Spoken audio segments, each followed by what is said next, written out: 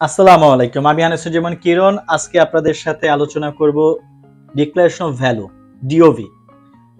আমরা যারা ইতালিতে স্টুডেন্ট ভিসায় আবেদন করি, আমাদের জন্য এটা খুব ইম্পর্টেন্ট একটা পার্ট। কারণ ইটালিতে আবেদন করতে গেলে প্রত্যেকটা ইউনিভার্সিটিতে এই ডকুমেন্টটা রিকোয়ার।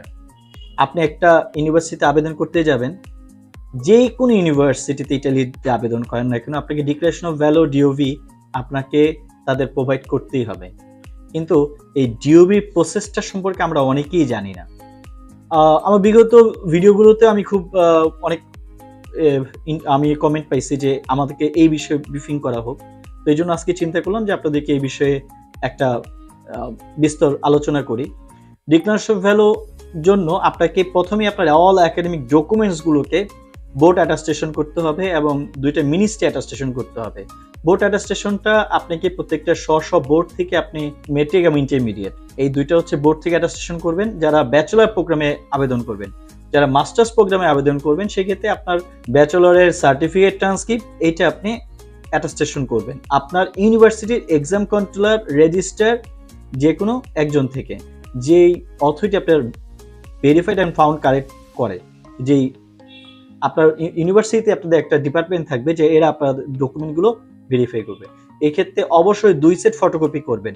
ইটালিতে ডিক্লারেশন ভ্যালু করার জন্য কখনোই মূল সার্টিফিকেট অ্যাটাস্টেশন প্রয়োজন নাই। আমি আবারও বলি, মূল সার্টিফিকেট কখনোই অ্যাটাস্টেশন প্রয়োজন নাই।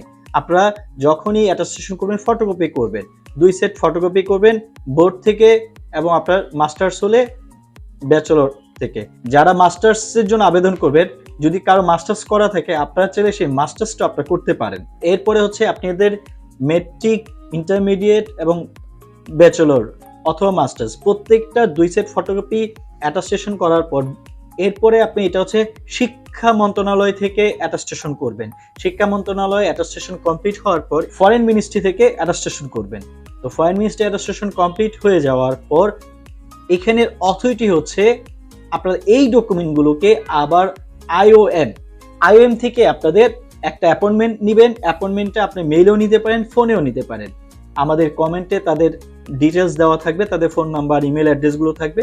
আপনার ওইখান থেকে ফোন অথবা ইমেল করে আপনার অ্যাপয়েন্টমেন্ট নেবেন। অ্যাপয়েন্টমেন্টে সেই ডকুমেন্টগুলো আপনি যখন অ্যাপয়েন্টমেন্ট নেবেন ওইখানে সব ডিটেলস তা বলে দিবে যে আপনাদের অ্যাপয়েন্টমেন্টের জন্য কি কি ডকুমেন্ট সাথে করে নিয়ে যেতে হবে, কত টাকা ক্যাশ নিয়ে যেতে হবে। আর যখন আপনারা আইএম করতে যাবেন আপনার all original document, ministry original copy এবং সবগুলোর এক সেট ফটোকপি এবং পাসপোর্টের ফটোকপি আর ক্যাশ টাকা নিয়ে যেতে হবে, কারণ আইএমে এখানে ক্যাশ টাকা জমা দিতে হয়, আইএম ফি। আইএম যখন আপনাদের কমপ্লিট হয়ে যাবে আপনাদের এই ডকুমেন্টসগুলো আপনাদের ইটালি এম্বাসির নমিনেট 2টা এজেন্সি আছে, ট্রান্সলেশন এজেন্সি থেকে আপনাদের ট্রান্সলেট করে নিতে হবে। এই 2টা এজেন্সি যে কোনো একটা থেকে আপনার ডকুমেন্টগুলোকে ইটালিয়ান ভাষায় ট্রান্সলেশন করবেন।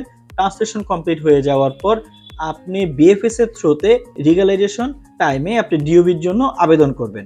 তো বলে রাখা ভালো যে ডিওবির জন্য আবেদন করতে গেলে ইটালিয়ান এম্বাসি থেকে কোনো ফি নেওয়া হয় না, শুধুমাত্র বিএফএস এর প্রসেসিং ফি নেওয়া হয় 905 টাকার মতো সামথিং। তো আপনাদের এই টাকাটা শুধু বিএফএস প্রসেসিং ফি এটা নিবে এবং হচ্ছে ডিওবির জন্য কোনো আলাদা কোনো চার্জ নেই। ডিওবি করার সময় আপনার ডকুমেন্টগুলো ওরা রিগালাইজ করে দেয়। তো ডিওবি করলে আপনার মোটামুটি রিগালাইজেশনটাও হয়ে যায়। তো এইটুকু প্রসেস আপনি করলে এই সার্টিফিকেটের ডিক্লারেশন অফ ভ্যালুটা নিয়ে আপনি যে কোনো ইউনিভার্সিটিতে আবেদন করতে পারবেন। প্রত্যেকটা ইউনিভার্সিটি এটা অ্যাকসেপ্টেবল এবং যারা যে সকল university DOB declaration of value require থাকে তাদের তো এটা করাই লাগে। তো এরপরেও যদি আপনাদের বুঝতে কোনো অসুবিধা আমাদের কমেন্টে জানাবেন, আমরা এর বিষয়ে আরো আপনাদের সাথে আলোচনা করব অন্য একটা ভিডিওতে। ধন্যবাদ সবাইকে।